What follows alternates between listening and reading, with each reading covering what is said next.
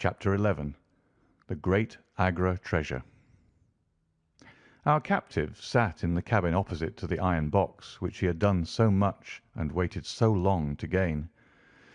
He was a sunburned, reckless-eyed fellow with a network of lines and wrinkles all over his mahogany features, which told of a hard, open-air life. There was a singular prominence about his bearded chin, which marked a man who was not to be easily turned from his purpose. His age may have been 50 or thereabouts, for his black curly hair was thickly shot with grey. His face in repose was not an unpleasing one, though his heavy brows and aggressive chin gave him, as I had lately seen, a terrible expression when moved to anger. He sat now with his handcuffed hands upon his lap and his head sunk upon his breast, while he looked with his keen twinkling eyes at the box which had been the cause of his ill-doings. It seemed to me that there was more sorrow than anger in his rigid and contained countenance.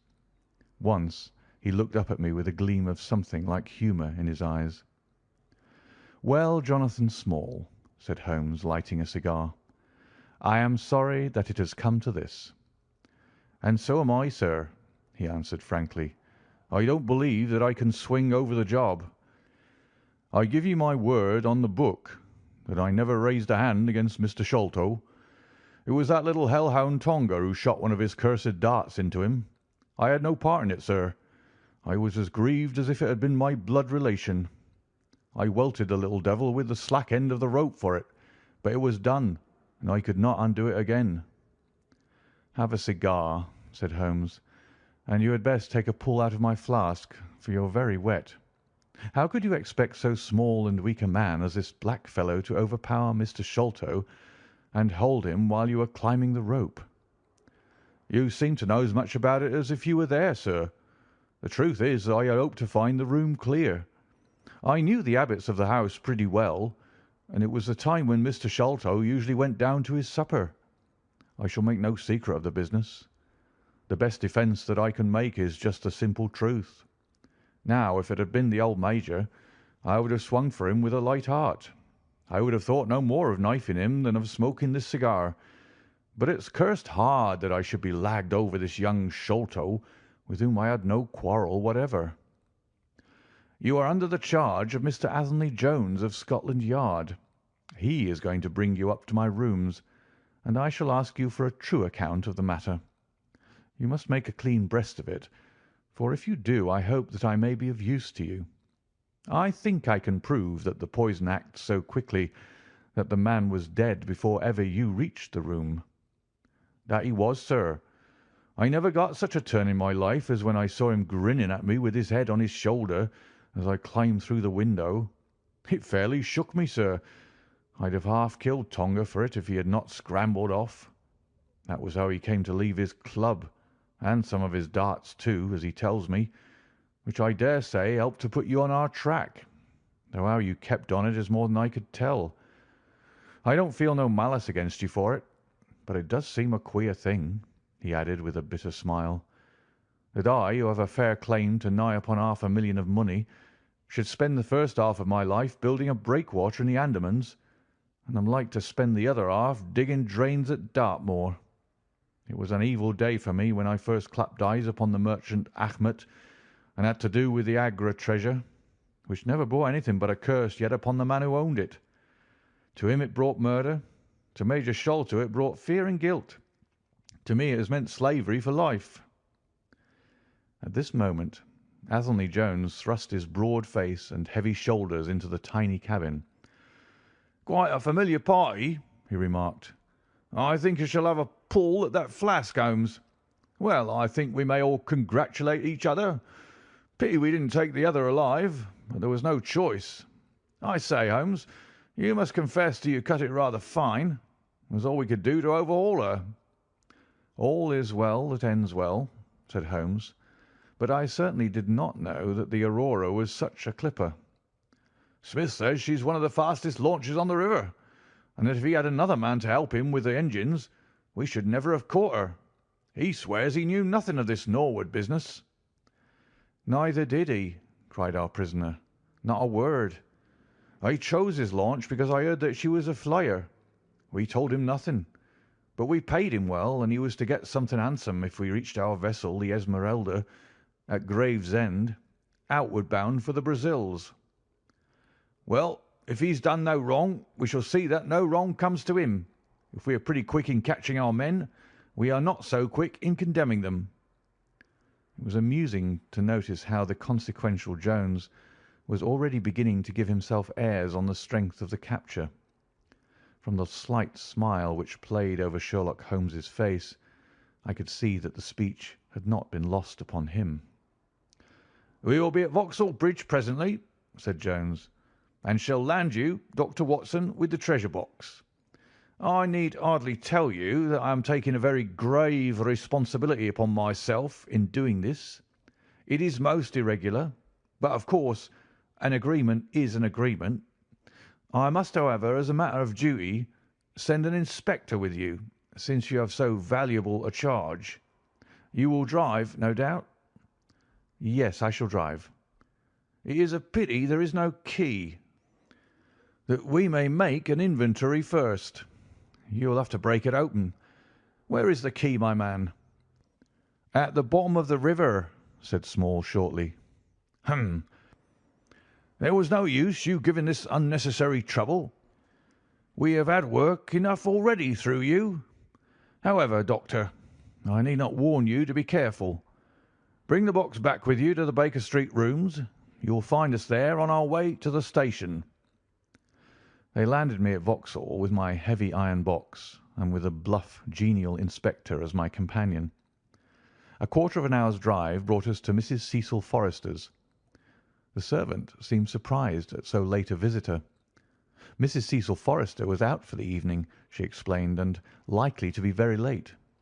Miss Morstan, however, was in the drawing-room, so to the drawing-room I went, box in hand, leaving the obliging inspector in the cab. She was seated by the open window, dressed in some sort of white diaphanous material, with a little touch of scarlet at the neck and waist. The soft light of a shaded lamp fell upon her as she leaned back in the basket chair, playing over her sweet, grave face and tinting with a dull metallic spark the rich coils of her luxuriant hair. One white arm and hand drooped over the side of the chair, and her whole pose and figure spoke of an absorbing melancholy. At the sound of my footfall she sprang to her feet, however, and a bright flush of surprise and of pleasure coloured her pale cheeks. "I heard a cab drive up," she said. "I thought that Mrs. Forrester had come back very early, but I never dreamed that it might be you. What news have you brought me?" "I have brought you something better than news," said I, putting down the box upon the table and speaking jovially and boisterously, though my heart was heavy within me. "I have brought you something which is worth all the news in the world. I have brought you a fortune." She glanced at the iron box. "Is that the treasure, then?" she asked coolly enough. "Yes, this is the great Agra treasure. Half of it is yours and half is Thaddeus Sholto's. You will have a couple of 100,000 each. Think of that! An annuity of £10,000. There will be few richer young ladies in England. Is it not glorious?" I think that I must have been rather overacting my delight, and that she detected a hollow ring in my congratulations, for I saw her eyebrows rise a little, and she glanced at me curiously. "If I have it," she said, "I owe it to you." "No, no," I answered, "not to me, but to my friend Sherlock Holmes.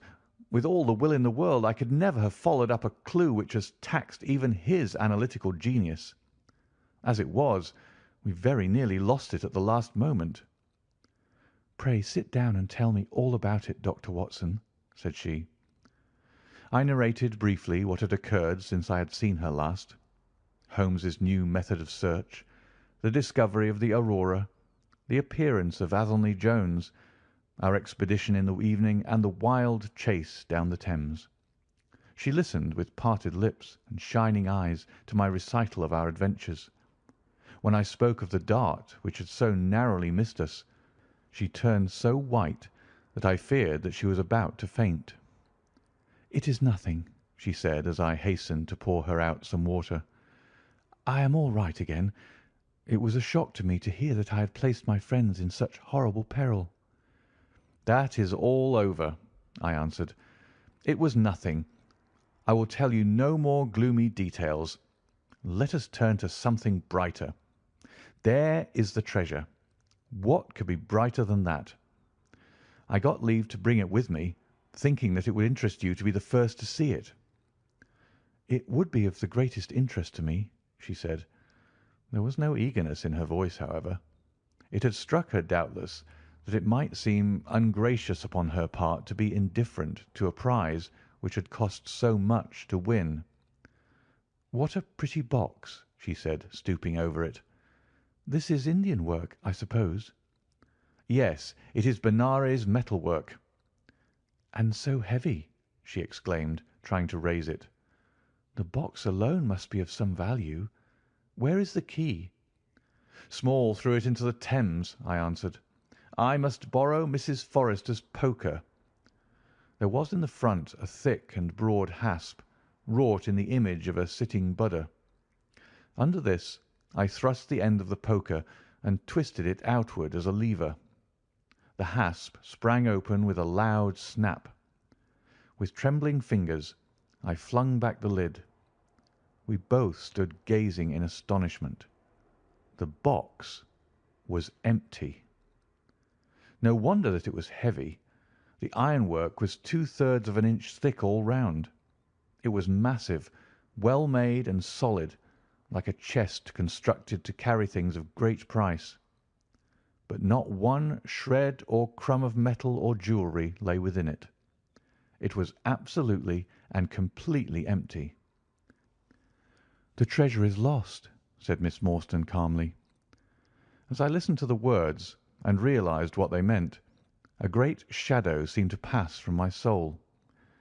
I did not know how this Agra treasure had weighed me down until now that it was finally removed.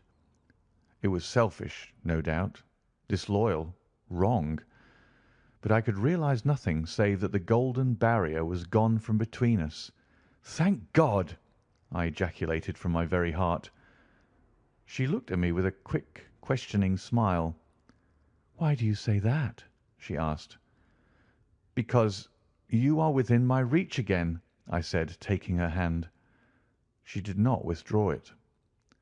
"Because I love you, Mary, as truly as ever a man loved a woman. Because this treasure, these riches, sealed my lips.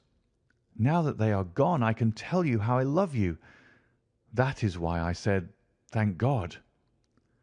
"Then I say, 'Thank God,' too," she whispered, as I drew her to my side. Whoever had lost a treasure, I knew that night that I had gained one. End of chapter 11.